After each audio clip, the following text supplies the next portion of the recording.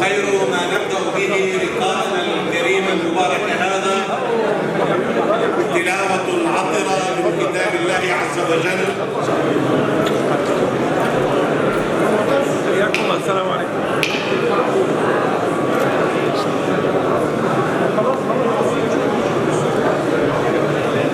حياكم الله. حياكم الله. سلامات لكم جميعا. حياكم الله. معك لو معك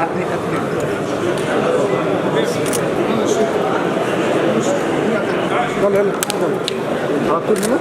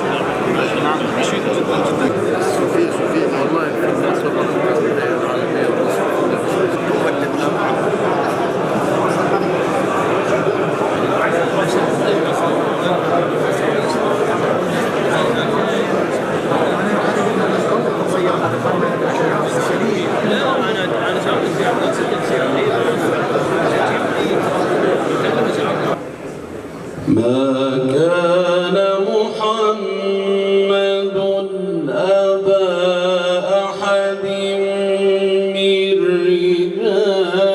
رجالكم ولكن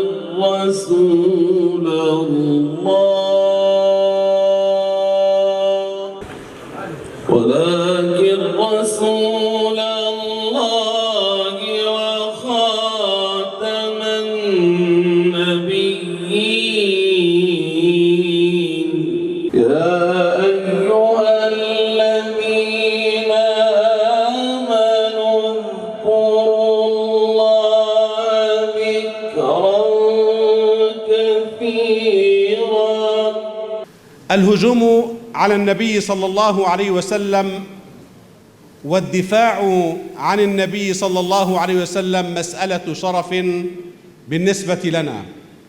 هذا ما أكد عليه الرئيس التركي رجب طيب أردوغان رداً على ماكرون على خلفية دفاع الأخير عن الرسوم المسيئة للنبي صلى الله عليه وسلم، وشدد على أنه لا يمكن للمسلم أن يكون إرهابياً ولا للإرهابي أن يكون مسلماً، مشيراً إلى أن العالم يمر بمرحلة انتشر فيها العداء للإسلام والمسلمين، وانتقد الرسوم المسيئة واصفاً إياها بأنها هجوم حقير وبأن من قام بها أوغاد. كان للدنيا بناء أن تطورا، نحن أسد الله لا أسد الشرى، قد قطعنا العهد ألا نقبرا، أو نرى القرآن دستور الورى،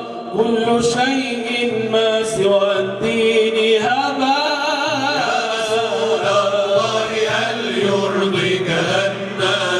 إخوة في الله للإسلام قمنا، يا رسول